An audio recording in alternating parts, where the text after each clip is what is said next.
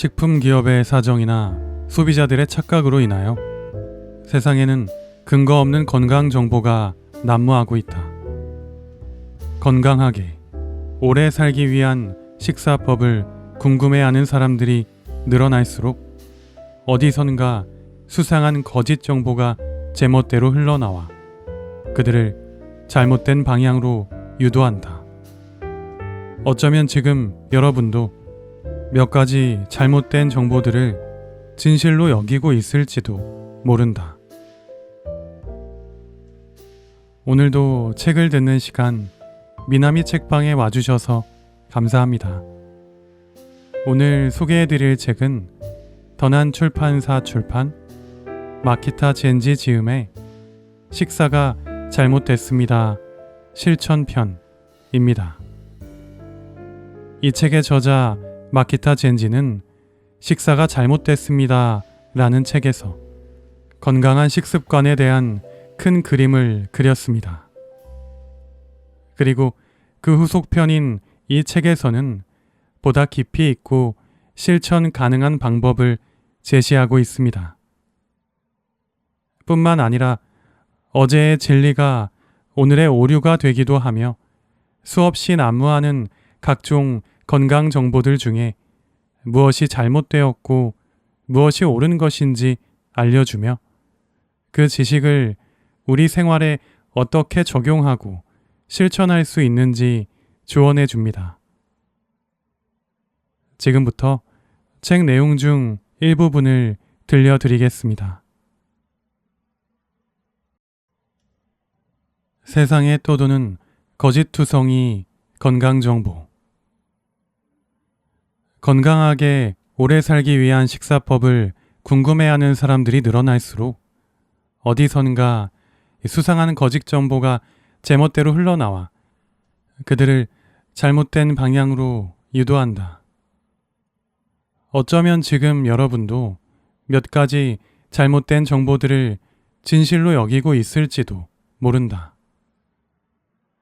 다른 면에서는 이성적이고 지적인 사람이라도 거짓 정보에 홀리는 이유를 몇 가지 추측해 볼 수 있다.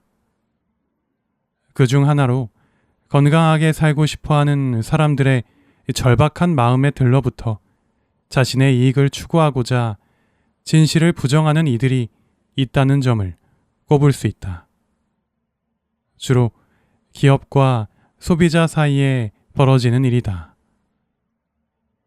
예를 들어 A라는 식품이 3가지 영양소 B, C, D를 함유하고 있다. 그 중에 C의 혈압을 낮추는 효능이 약간 있다고 가정해보자. 이때 C의 효능이 지극히 미미해도 C와 함께 섭취하게 되는 B나 D에 무언가 안 좋은 성분이 있어도 C만 강조하며 A라는 식품은 굉장한 식품이다. 혈압이 걱정된다면 잘 챙겨 먹어야 한다. 라고 광고하는 사례가 꽤 많다. 물론 소비자들이 이런 말에 현혹되지 않는 지혜도 필요하다. 스스로 생각해보고 과학적인 사실인지 따져보길 권한다. 오로지 이 몸에 좋은지 나쁜지가 궁금하기에 어디서 누가 정말 좋다라고 하면 검증도 하지 않고 달려든다. 새로운 정보를 얻기만 원하는 한편 일단 잘못된 착각에 빠지면 좀처럼 헤어나오지 못한다. 이 장에서는 이 같은 잘못된 식품 상식을 다루려고 한다.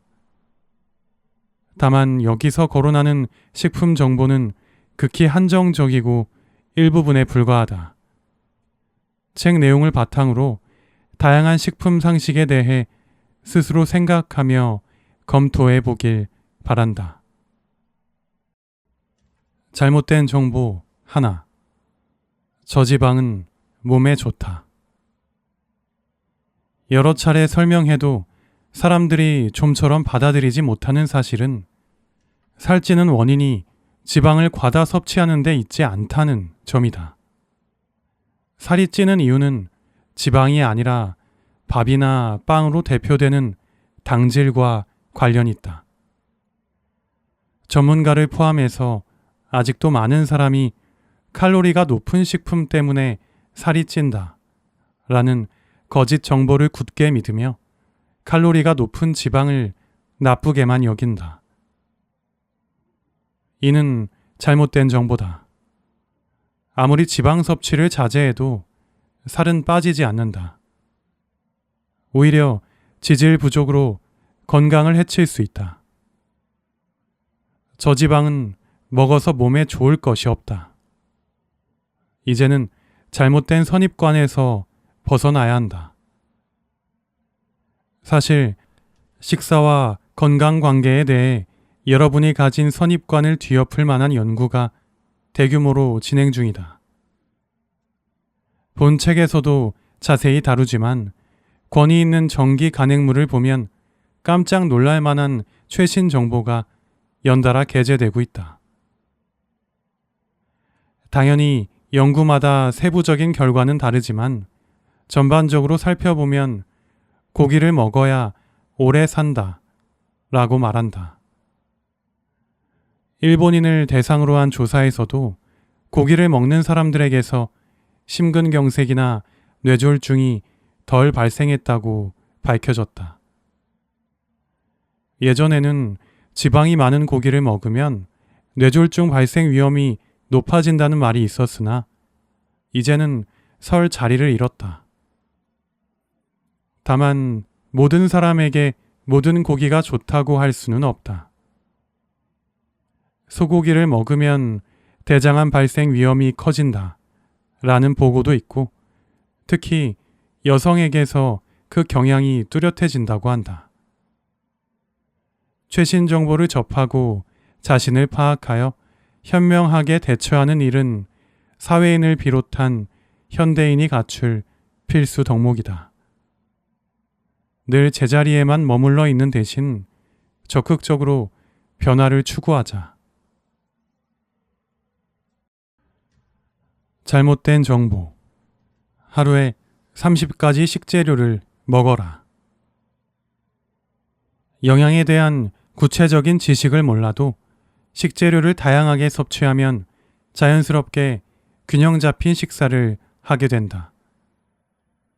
하루에 30가지 식재료를 먹자는 문구가 1985년 보건당국이 작성한 건강한 몸을 위한 식생활 지침에 등장했고 한동안 이를 장려하는 분위기가 있었다. 하지만 이 문구는 2000년에 접어들 무렵 삭제되었다. 하루에 30가지 식재료라는 표현은 사라지고 지금은 주식, 주반찬, 부반찬으로 균형 잡힌 식사를 과 같이 애매한 문장으로 바뀌었다. 왜 그럴까? 실은 하루에 30가지 식재료를 열심히 먹으면 과식을 하게 되고 결국 비만이나 생활 습관병을 초래한다는 사실을 알게 되었기 때문이다. 바쁜 현대인이 하루에 30가지 식재료를 먹기란 상당히 힘들다. 그런 상황에서 정부의 지침대로 무리해서 노력하던 중 스트레스가 쌓여서 결국 비만으로 이어진다면 정말 어처구니 없는 일이 되고 만다. 하지만 아직도 많은 사람이 이 문구가 변경된 줄도 모르고 여전히 옛날 상식에 맞춰서 하루에 30가지가 넘는 식재료를 먹으려고 노력한다. 이에 대해서 한 남성은 다음과 같이 당당하게 말했다. 저는 매일 되도록 다양한 채소가 들어간 주스를 마셔요. 이렇게만 해도 식재료 10가지는 채울 수 있으니까요. 하지만 그 주스에는 많은 당질이 함유되어 있을 것이다. 단언컨대 마시지 않는 편이 낫다. 애초에 우리는 그렇게 많은 음식을 먹을 필요가 없다. 이 책에서 여러 차례 반복해서 주장하는 내용은 우리의 소화, 흡수 시스템은 아득히 먼 옛날 선조들이 탄생했을 때 이미 완벽하게 완성되었다 라는 점이다. 신석기 시대에 살았던 사람들의 식생활에 들어맞는 시스템을 갖춘 우리가 하루에 30가지 품목이나 먹으면 오히려 몸에 부담이 간다. 잘못된 정보. 감주나 절임 음식은 몸에 좋다. 발효식품이 건강에 좋다는 인식이 퍼지고 있다. 발효란 효모나 세균 등의 미생물이 유기물을 분해하는 과정을 뜻한다. 세계 곳곳에는 다양한 발효식품이 있는데 오래전부터 사람들의 건강에 기여해 온 건 사실이다. 하지만 발효식품이라면 무엇이든지 좋다고 보기는 어렵다.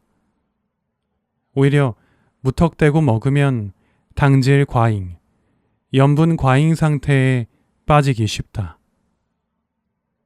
예를 들어 마시는 수액이라고 불리며 최근 많이들 마시는 감주를 생각해보자.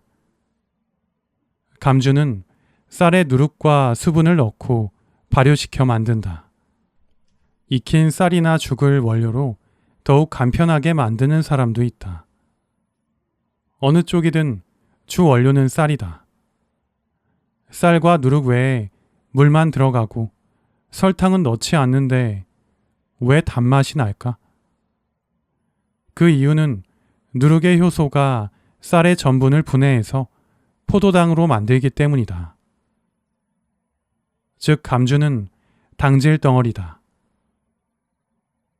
식품 성분표를 보면 감주 100g 안에 들어있는 탄수화물은 18.3g이다. 단 음료수를 대표하는 콜라와 비교해도 엄청난 숫자다. 참고로 콜라 100g 중에는 탄수화물이 11.3g 들어있다. 감주는 당의 대사에 필요한 비타민 B를 함유하는데 이것은 바로 에너지가 된다. 그래서 에너지가 당장 필요한 사람에게는 좋다. 이러한 사람에게는 그야말로 마시는 수액이 된다. 하지만 현대인 중에서 에너지가 당장 필요한 사람은 거의 없다. 오히려 혈당치를 급상승시키는 혈당치 스파이크를 일으킬 위험이 매우 높다. 한편 김치, 쌀겨 절임과 같은 절임류, 된장, 식초 대신 발효로 신맛을 낸 초밥 등 보존성을 높이려는 목적으로 만들어진 발효식품에는 염분이 많이 들어간다. 몸에 좋다는 이유로 다량 섭취하면 분명히 건강에 역효과가 난다. 요구르트도 발효식품을 대표하지만 무조건 좋다고 볼 수 없다. 설탕이 들어간 식품을 부지런히 먹으면 당질을 과잉 섭취하게 된다. 부디 특정 음식에 대해서 막연히 건강해질 것 같다는 이미지에 휩쓸리지 않기를 바란다. 잘못된 정보. 국간장이라면 염분이 별로 없을 것이다. 일반적으로 간장이라고 하면 검정에 가까운 갈색을 띤 진한 간장을 가리키지만 색이 연한 국간장도 있다. 국간장은 연한 갈색이며 맛도 부드럽다. 일본에서 생산되는 국간장은 10% 정도에 그치지만 요리에 넣어도 색이 갈색으로 변하지 않아서 고정적으로 잘 팔린다. 이름만 봐도 색깔로 봐도 국간장 쪽의 염분이 덜할 것 같다. 하지만 실은 정반대다. 염분 농도는 국간장 쪽이 18에서 19%, 진간장이 16%다. 한 큰술분에 포함된 염분량으로 비교하면 국간장이 약 2.9g, 진간장이 2.6g이다. 국간장이라면 건강에 좋다는 생각은 커다란 착각이다. 또한 짜지 않으니 염분이 적을 것 같다는 혀의 감각도 믿을 수 없다. 빵, 드레싱 종류, 과자 등에는 제조 과정에서 엄청난 양의 염분이 들어간다. 하지만 상품에 표시된 내용을 해석하는 능력이 없다면 알아차리지 못한다. 실은 염분을 과다 섭취하면 좋지 않다는 점은 많은 사람들이 의식하고 있기 때문에 식품의 염분 함유량은 그다지 잘 알려져 있지 않다. 지금 대부분의 식품에는 나트륨이 표기된다. 나트륨 1g이라고 표기되어 있으면 소금이 1g 들어있는 것 같지만 나트륨 1g은 소금 2.54g에 맞먹는다. 나트륨 표기에 속아 넘어가면 말도 안 되게 많은 양의 염분을 섭취하게 된다. 소비자가 식품 성분 표시 정보에 어두운 것은 어쩔 수 없다. 지금까지 오랫동안 표시에 대한 관리를 허술하게 해왔기 때문이다. 하지만 그럴수록 각자 식품 성분 표시에 대해 상식을 익히고 조심하는 수밖에 없기도 하다. 잘못된 정보. 건강을 위해서 쉽게 마실 수 있는 식초를 마신다. 곡물이나 과일 열매를 알코올로 발효시켜 만든 식초에는 일반적으로 순쌀 식초, 현미 식초, 흑초, 발사믹 식초, 와인 비니거, 사과 식초 등이 있다. 이때 초산이라는 성분이 독특한 신맛을 만드는데 구연산과 아미노산이 풍부하여 섭취했을 때 피로가 풀린다. 또 고기나 생선 등을 미리 식초에 절여 두었다가 조리하면 노화를 촉진하는 AGE가 낮아지는 것으로 밝혀졌다. 이렇듯 식초는 아주 우수한 식품이다. 그래서 지금은 조미료로 사용할 뿐만 아니라 마시는 사람도 많다. 물론 식초를 마셔도 된다. 문제는 어떤 식초를 마시느냐에 있다. 물로 희석한다고 해도 식초는 시큼해서 결코 마시기가 쉽지 않다. 그래서 마시기 쉬운 식초로서 포도당이나 벌꿀 등을 첨가한 식초가 등장하기 시작했다. 이러한 상품은 건강에 좋다, 마시기 쉽다라고 강조되곤 하지만 당질을 첨가했다는 말은 작은 글씨로 슬쩍 기재해 두기만 한다. 혹시 건강에 좋은 식초를 마시고 있다면 의식하지 못한 사이에 필요 없는 당질을 섭취하고 있지는 않은지 확인해야 한다. 식초를 살 때 병 뒷면에 붙여진 성분 표시를 자세히 살펴보자. 달고 마시기 쉬운 식초는 분명히 당질이 첨가물로 들어가 있을 것이다.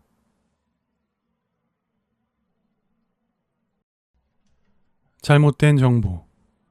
혈액을 알칼리성으로 만들어주는 음식이 좋다. 어릴 적 과학 수업에서 리트머스 시험지를 사용해 액체의 pH 농도를 살펴본 기억이 있을 것이다.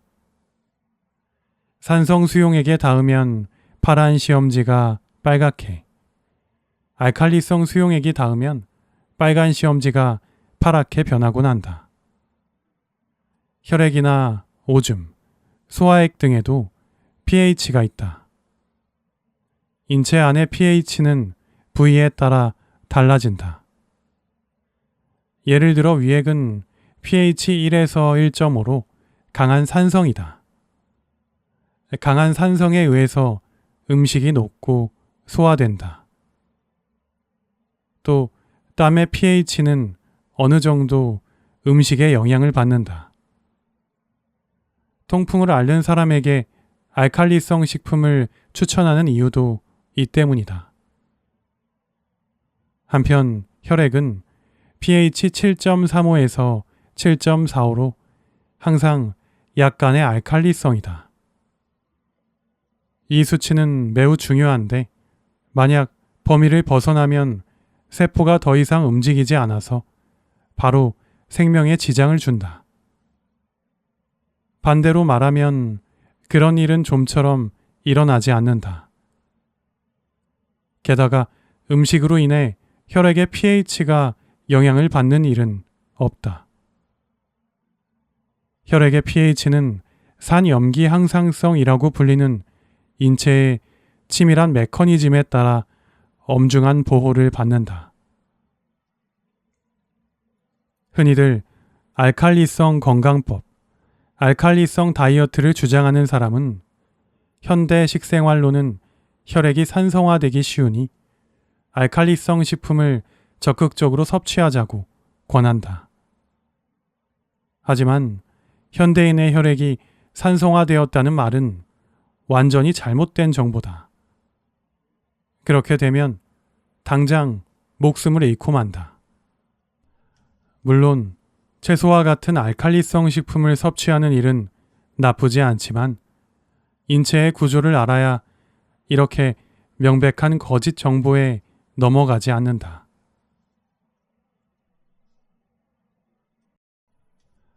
잘못된 정보. 균형 잡힌 식사가 중요하다. 흔히들 3대 영양소를 골고루 섭취하자고 한다. 3대 영양소란 당질인 탄수화물, 지질인 지방, 그리고 단백질, 세 가지를 가리킨다. 그 외에 비타민이나 미네랄도 필수 영양소로 합쳐서 5대 영양소라고 하기도 한다. 하지만 당질, 지질, 단백질은 에너지를 생성하거나 근육, 뼈, 전신의 세포를 만드는 작용을 하기 때문에 특별히 중요하게 여긴다. 뒤에 다루지만 하루에 필요한 에너지를 3대 영양소에서 어느 정도 비율로 섭취하면 좋을지 보건당국에서 발표한 내용이 있다. 이 지침에 맞춘 식사를 두고 영양사들은 균형이 잡혔다고 평가한다. 하지만 이 지침에 따라 식사를 하면 대부분의 직장인들은 당질을 과하게 섭취하게 된다. 당질, 즉 탄수화물을 줄이고 지방 비율을 늘려야 훨씬 건강한 식사가 된다. 게다가 누구에게나 획일적인 기준으로 적용하려는 것 자체가 잘못됐다. 살찐 사람과 마른 사람은 3대 영양소 비율을 달리 섭취해야 한다. 살찐 사람이 보건당국의 지침에 맞춰 먹으면 살이 더 찔 뿐이다. 또 두뇌 노동에는 단 것이 필요하다고 착각하는 사람이 있는 듯한데 이는 잘못된 정보다. 업무 중에 당질을 보충해줘야만 하는 직업은 거의 없다. 굳이 말하자면 산악구조대와 같은 사람들 뿐이다. 앉아서 컴퓨터를 바라보며 일하는 직장인이 당질을 보충하면 혈당치가 급격히 올라갔다가 내려가기 때문에 이로울 것이 전혀 없다. 자신에게 균형 잡힌 식사란 무엇인지 스스로 제대로 파악해둬야 한다. 잘못된 정보. 초콜릿이나 견과류를 먹으면 여드름이 난다. 기름진 식사를 하면 몸에 기름이 들러붙는다는 말은 너무나 단순한 사고방식이다.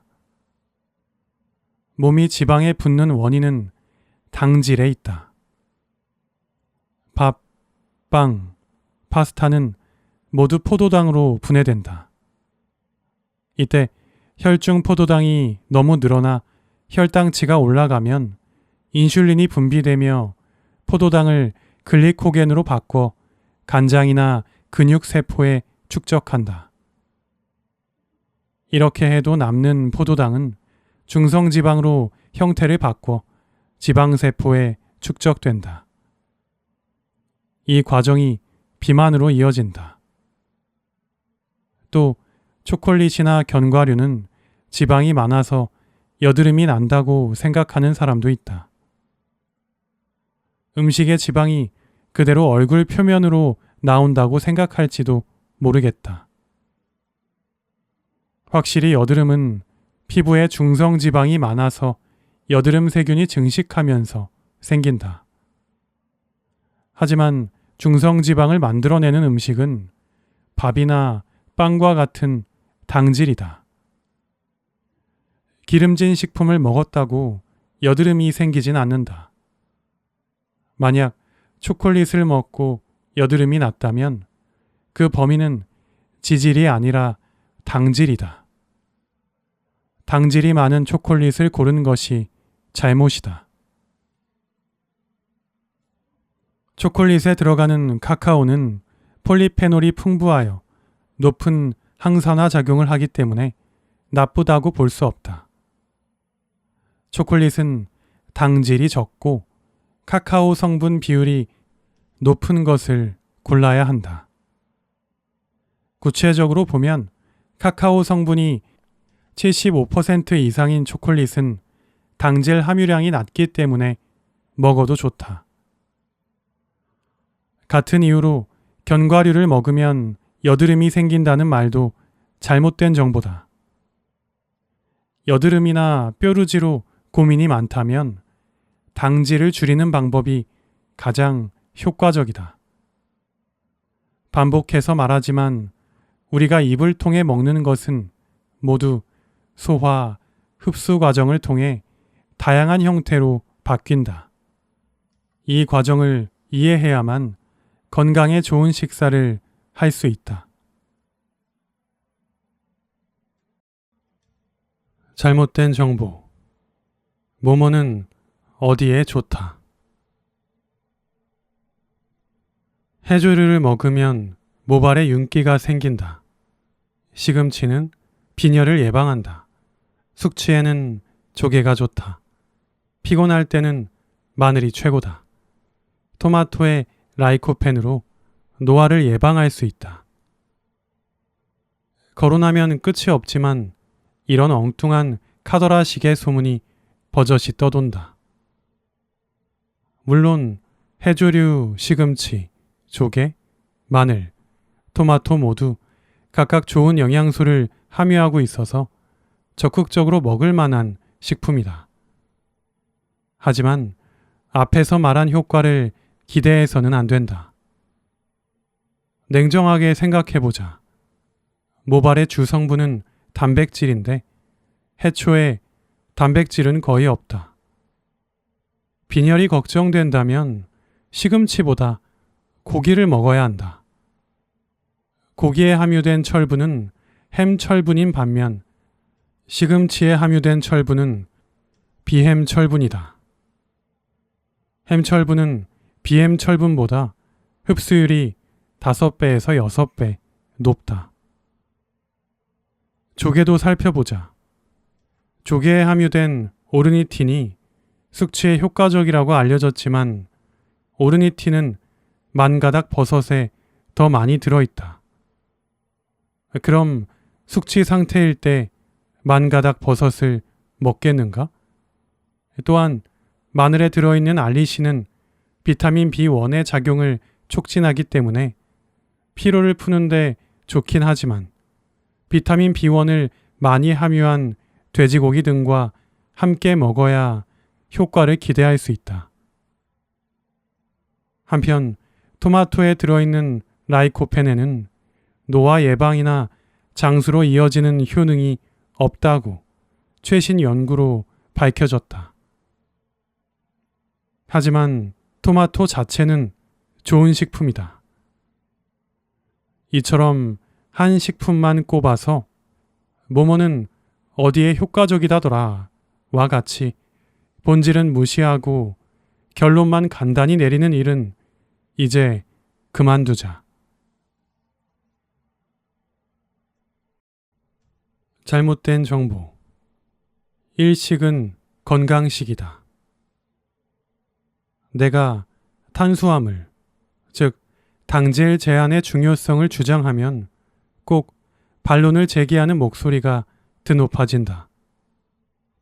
우리는 밥을 먹어야 한다. 그들이 주장하는 내용을 짚어보면 옛날부터 그렇게 살아왔다. 옛날 사람들은 지혜로웠다. 와 같은 근거를 댄다. 그렇다면 옛날 사람이란 어느 시대 사람일까? 만약 17세기 초반부터 20세기 초반까지의 시대를 살았던 사람이라면 시대를 잘못 짚었다.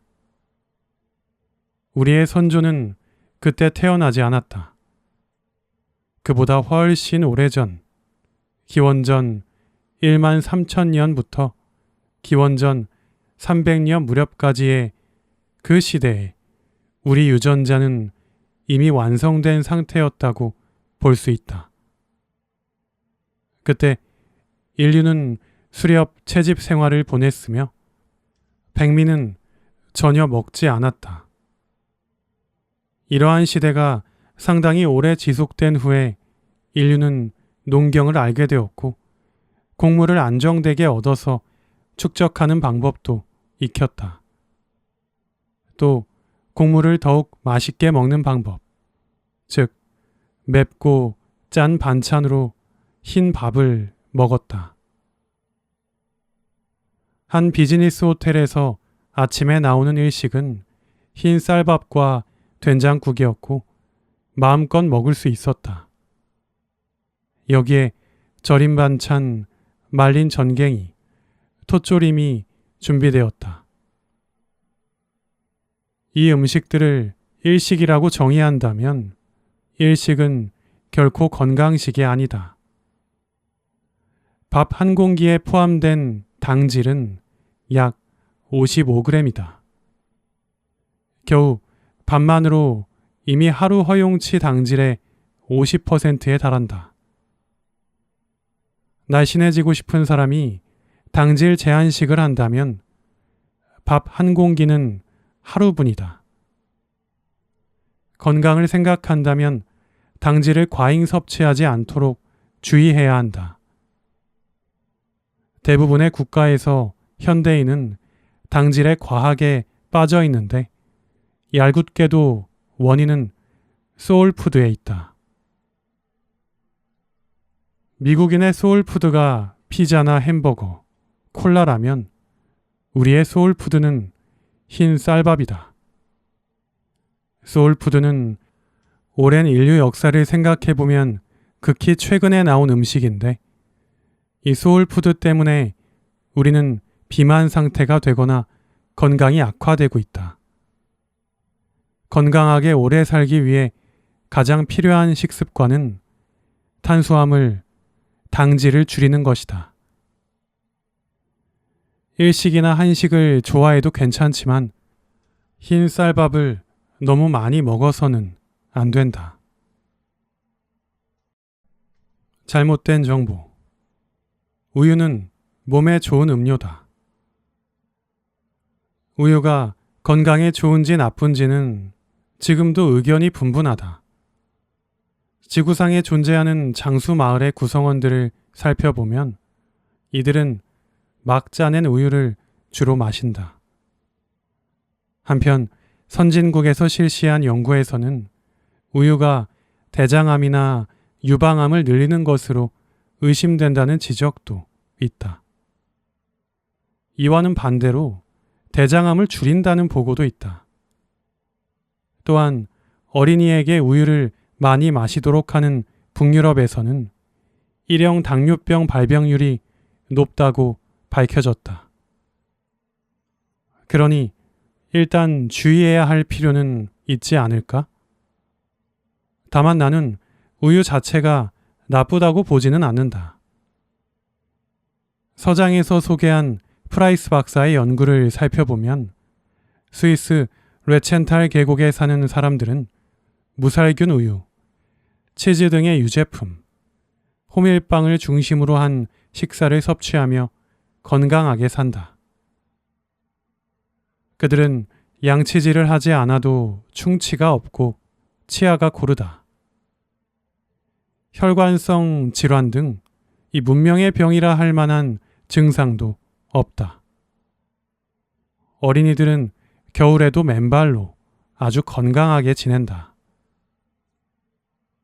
그렇다면 우유 자체가 나쁘다기보다는 소가 어떤 방식으로 사육되는지 또는 우유가 어떤 과정을 통해 제품이 되는지가 문제일 것이다. 식품기업이 관리하는 소 외양간에서는 좁은 장소 안에 많은 소를 가둬놓고 키운다.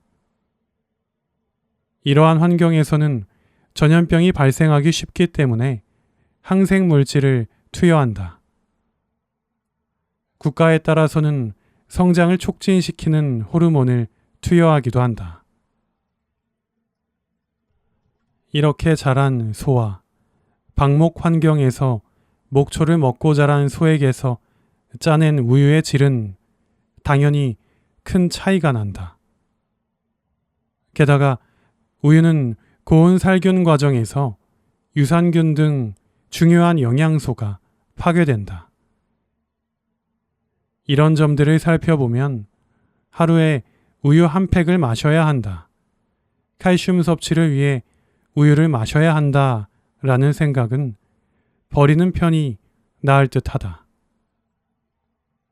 칼슘을 비롯한 우리가 필요로 하는 영양소는 꼭 우유를 마시지 않아도 다른 안전한 식품들을 통해 충분히 섭취할 수 있다.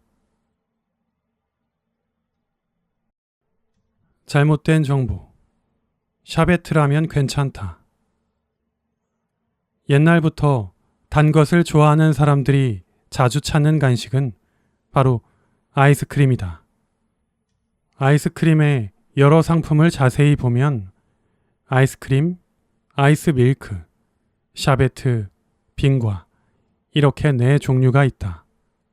그 중에 구분하기 어려운 것은 아이스크림, 아이스 밀크, 샤베트의 차이다. 이 3가지는 성분에 따라 나눠진다. 아이스크림이라고 이름을 붙이려면 유고형분 15% 이상, 유지방분 8% 이상이 필요하다. 아이스밀크는 유고형분 10% 이상에 유지방분 3% 이상, 샤베트는 유고형분 3% 이상으로 정해졌으며 상품 겉표지에 나온 성분표에도 쓰여 있다.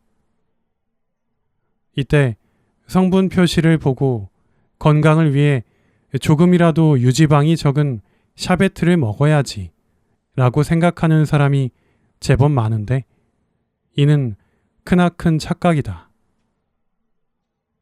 샤베트는 아이스크림에 비해 유성분이 적게 들어간다. 그럼에도 아이스크림에 가까운 맛을 내기 위해 무엇을 넣는가 하면 식물 유지를 첨가한다. 식물 유지는 트랜스 지방산이라고 하는데 몸에 상당히 좋지 않은 물질이 들어있다. 그러니 샤베트를 고를 바에는 조금 비싸더라도 제대로 된 아이스크림을 먹는 편이 건강에 훨씬 낫다. 참고로 커피에 넣는 우유 대용의 프림도 마찬가지다. 프림은 우유가 아니다. 식물 유지와 물에 유화제라는 첨가물을 넣은 것이다. 더 이상 이런 가짜 식품은 먹지 않도록 하자. 잘못된 정보. 슈퍼푸드가 최고다. 슈퍼푸드라는 단어는 1980년대 미국, 캐나다에서 사용하기 시작했다. 치아씨드, 아사이베리, 퀴노아, 마카, 카카오 등이 주목을 받았으나 슈퍼푸드라고 정해진 식품이 따로 있지는 않다. 슈퍼푸드는 영양 균형을 맞추는데 뛰어나고 일반 식품보다 영양가가 높은 것과 같은 느낌으로 상당히 애매한 위치에 있다. 해외에서는 일본의 말차를 슈퍼푸드로 받아들이는데 새로운 슈퍼푸드는 앞으로도 언제든지 생긴다고 본다. 영양 균형을 맞추는데 뛰어나고 일반 식품보다 영양가가 높은 것이라면 섭취해서 손해볼 일은 없다. 하지만 무조건 건강이 유지된다고는 볼 수 없으니 홍보 문구에 휘둘리지 않길 바란다. 사실 슈퍼푸드라는 말이 유행하기 전부터 여러 식재료가 인기를 얻었다. 오래전에는 서양 자두, 알로에 등 당시에는 신기했던 식재료가 주목을 끌었다. 신기하기 때문에 사람들은 효과가 있을 것 같다고 기대했던 듯하다. 심술궂게 들릴지는 모르겠으나 갑자기 나타난 신기한 식재료에는 대체로 속내가 있다. 식재료를 발견하곤 팔릴 것 같으니 말을 만들어내는 사람이 분명 있다고 본다. 지금 시대에서 건강은 돈이 된다. 식품과 관련된 일을 하는 사람은 건강에 좋아 보이는 그럴싸한 식품을 찾아서 소개한다. 섭취하지 말자라고 하진 않겠다. 하지만 틀림없이 굉장한 효과가 있을 거야 라고 착각하지는 말자. 잘못된 정보. 한방약이나 천연 유래 성분은 안전하다. 대체로 사람들은 병원에서 주는 약은 세고 위험하지만 영양제나 한방약은 몸에 부드럽게 흡수되어 안전할 것 같다고 생각한다. 하지만 실제로는 그렇지 않다. 의사회 등의 조직에서 의료 관계자에게 나눠주는 자료를 살펴보면 영양제나 한방약으로 심한 부작용을 일으킨 사례가 다양하다. 예를 들어 울금이 그렇다. 울금을 간장에 좋을 것 같아서 술자리 전후에 마시는 사람도 있다. 하지만 울금 섭취로 인해 간장이 안 좋아진 사례가 있는 만큼 조심해야 한다.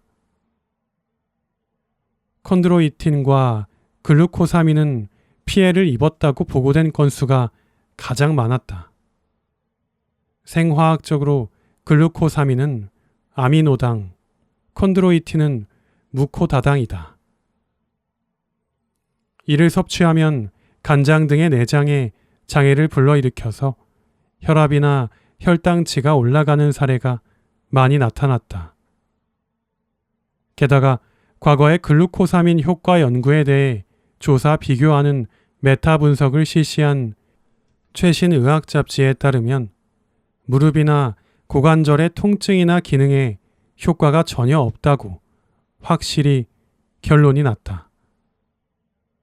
단기적으로 복용한 쪽도 장기적으로 복용한 쪽도 효과를 인증받지 못했다. 심지어 이 연구에서 기업과 연관된 발표를 제외한 자료만 해석했다. 즉, 기업의 지원을 받고 이루어진 연구는 도움이 안 된다고 여긴 셈이다. 한방약도 마찬가지다. 오래전부터 당뇨병으로 인한 신경장애에는 팔미환이라는 한방약이 좋다는 말이 있었다. 하지만 신경장애로 인한 저림 증상에 뚜렷한 효과가 없어서 점차 쓰지 않게 되었다. 실은 나도 30년 전에 처방을 받은 적이 있었으나 지금은 안 쓴다. 그런데도 한방 약국에 가면 여전히 효과가 있다고 권하기 때문에 계속 복용하는 사람도 있다. 그런 사람들은 병원에서 주는 약은 부작용이 우려되니 한방약을 쓰는 편이 좋아요 라고 할지도 모르겠다. 한편 비타민 D 등 섭취할 만한 영양제도 있다. 여러분의 건강은 대체로 올바른 지식을 갖추고 있는지의 여부에 따라 결정된다. 잘못된 정보. 다이어트를 하면 근육이 손실된다. 당질 제한은 가장 건강하면서도 효과적인 다이어트 방법이다. 스포츠 센터의 트레이너는 당질 제한이 주는 효과를 알고 있다. 다만 잘못된 지식을 갖춘 경우도 많다. 그들은 급격한 다이어트로 체중이 줄어들면 근육도 손실된다고 믿고 있다. 그리고 근육이 손실되면 기초 대사량도 낮아지기 때문에 라는 이유로 단백질 보충제 섭취를 권한다. 단백질 보충제를 과잉 섭취하면 신장에 큰 부담이 간다. 그들이 말한 근육이 손실되기 때문에 라는 내용은 확실히 잘못됐다. 체중이 줄어들면 근육이 손실되는 일은 생화학상 있을 수 없다. 아마도 살이 빠지니 몸도 가늘어져서 근육이 손실됐다고 느낄 뿐이다.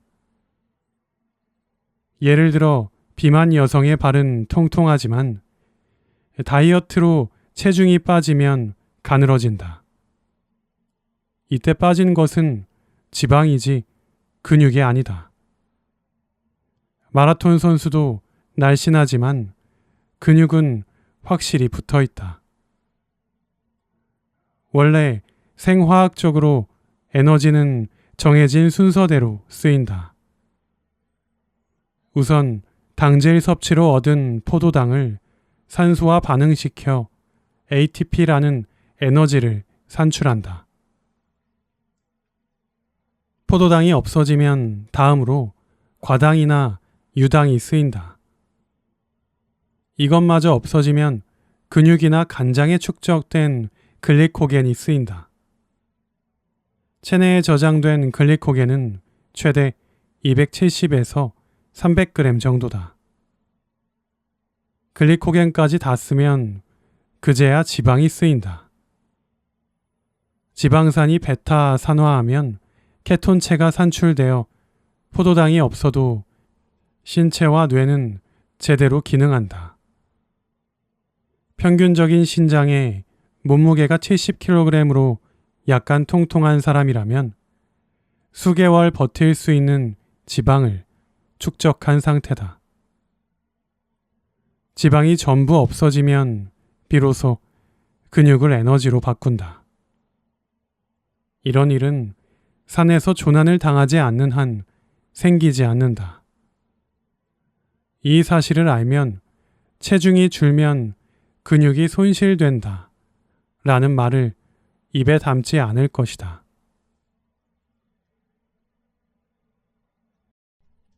잘못된 정보. 종합건강검진을 받고 있으니 괜찮다. 내가 운영하는 병원에 처음 방문한 환자들 중에는 종합건강검진에서 혈당치가 높다고 지적을 받고 온 사람이 많다. 대부분은 건강검진 결과가 적힌 문서를 가지고 온다. 나는 모든 항목을 샅샅이 읽어보는데 그때마다 걱정이 된다. 이런 검사로는 암을 조기에 발견할 수 없기 때문이다. 지금 일본인 2명 중에 1명이 암에 걸리며 여기서 3명 중에 1명이 암으로 사망한다. 암은 우리 목숨을 크게 위협하는 병이다. 과거에 비해 수명이 길어지고 화학물질에 따른 오염이 심각해진 점을 생각하면 암에 걸리는 사람이 늘어나는 사실 자체는 어찌할 수 없다. 하지만 적어도 죽는 사람이 늘어나는 현상은 줄일 수 있다. 조기 발견, 조기 치료를 통해서 말이다. 암의 조기 발견이 얼마나 중요한지는 예전부터 강조되어 왔지만 모두들 남의 일로만 여겼다. 그래서 나는 괜찮겠지 라는 근거 없는 착각에 빠져 산다. 하지만 2명 중 1명이 걸리는 병이라면 엄중하게 받아들이고 조기 발견에 힘써야 한다. 그런데도 지금 여러분이 받고 있을 상부 위장관 촬영이나 폐 엑스레이 촬영, 대변 자멸 검사로는 안타깝지만 조기 발견은 불가능하다. 암으로 사망한 많은 사람들은 매년 제대로 검사를 받았으나 발견했을 때는 이미 늦은 상태였다고 말한다. 암뿐만 아니다. 종합 건강검진으로는 심근경색이나 뇌졸중 등 목숨과 연관된 병의 징후를 놓치는 일이 많다. 모처럼 식사법을 제대로 알고자 하는 여러분이 그런 사소한 원인으로 목숨을 잃는 일이 없었으면 한다. 어떤 검사를 받아야 할지는 5장에서 상세히 설명하겠다. 폐 엑스레이를 찍어도 소용없다. 폐암은 10mm 이하인 상태에서 발견하면 완치할 수 있다고 알려졌다. 하지만 기본적인 종합건강검진에서 실시하는 폐 엑스레이 검사로는 대체로 20mm 정도까지 커져야만 발견이 가능하다. 게다가 앞면을 한 장만 촬영하며 화상도 선명하지 않다. 한편 CT는 밀리미터 단위로 몸의 단면 사진을 최대 100장까지 찍는다. 그래서 작은 암이라도 확실히 잡아낸다.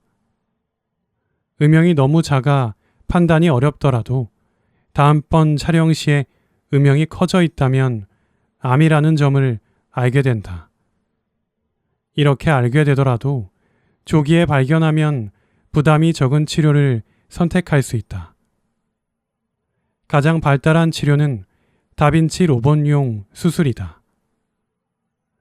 폐암은 흡연자가 아니라도 걸리며 여성에게도 부위별 사망 원인 2위로 꼽히는 무서운 병이다.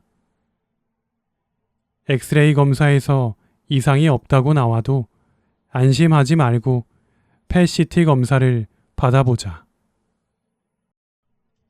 대장 CT는 안전하고 부담도 적다. 많은 여성이 걱정하는 유방암은 부위별 발생률에서 1위를 차지하지만 사망률은 5위다. 부위별 암 사망률을 보면 여성은 대장암이 1위다. 즉, 현대 여성이 오래 살기 위해서는 대장암을 조기에 발견해야 한다. 우리 환자 중에도 매년 여성 한두 명이 대장암으로 사망하는데 모두 대장 내시경 검사를 거부한 관계로 조기 발견을 하지 못했다. 여기에는 여러 가지 이유가 있다. 한 여성은 과거에 다른 시설에서 받은 내시경 검사로 고생을 해서 트라우마가 생겼다고 한다. 검사 전에 물에 녹인 세정액을 2리터 가까이 마셔야 하는데 도저히 못하겠다는 사람도 있다. 또 엉덩이로 카메라를 넣는 일이 부끄러워서 싫다는 이유도 있을 터이다. 여기에 서툰 의사를 만나면 아플 뿐만 아니라 장에 구멍이 뚫릴 수도 있다. 특히 환자의 대장에 개실이라고 하는 주머니 모양으로 불룩해진 곳이 있으면 사고가 발생하기 쉽다. 하지만 최근 이러한 이유로 대장 내시경 검사를 원치 않는 사람에게 좋은 소식이 있다. 보다 간단한 대장 CT 검사가 가능해졌다. 대장 CT 검사는 장을 가스로 부풀린 후 CT로 대장을 촬영하는 것으로 시간도 10에서 15분 정도로 빨리 끝난다. 사전에 사용하는 세정액도 일반적인 마시는 약이며 장에 구멍이 생길 위험도 없다. 그런 검사라면 받을 수 있다며 여성들에게 인기가 많다. 다만 유일한 단점은 내시경처럼 발견한 용종을 그 자리에서 제거하지는 못한다.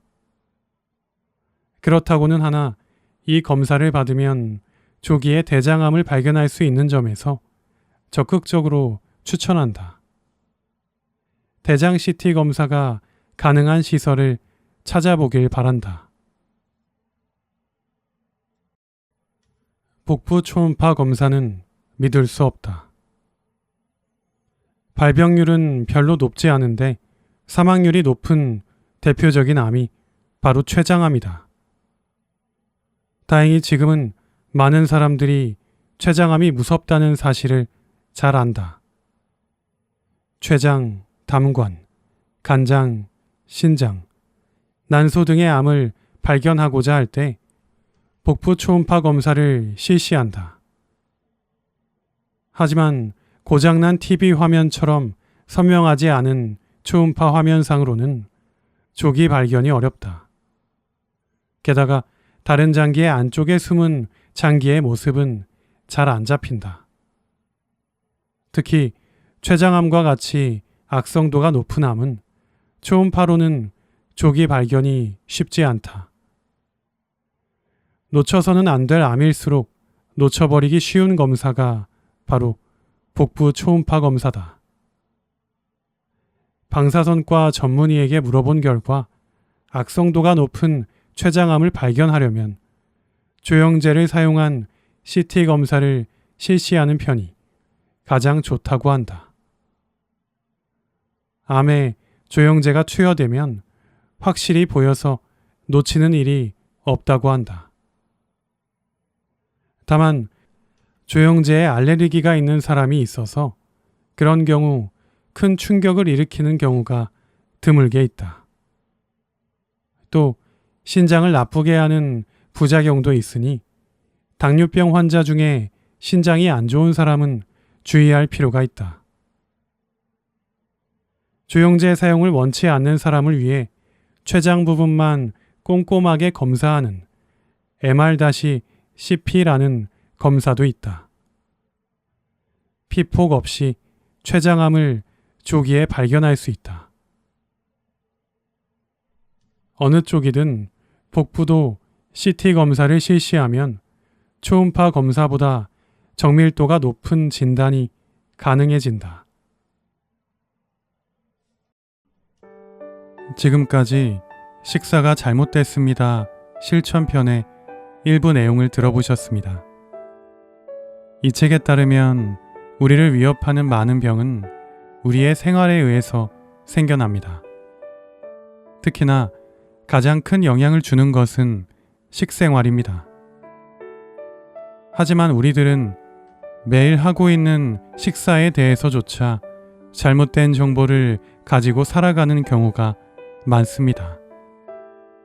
이상하고 위험한 건강 정보와 식품은 우리의 건강에 치명적인 악영향을 미칠 수 있습니다. 잘못된 정보는 걸러내고 올바른 정보를 습득 실천하여 나의 건강을 내 스스로 지켜야 합니다.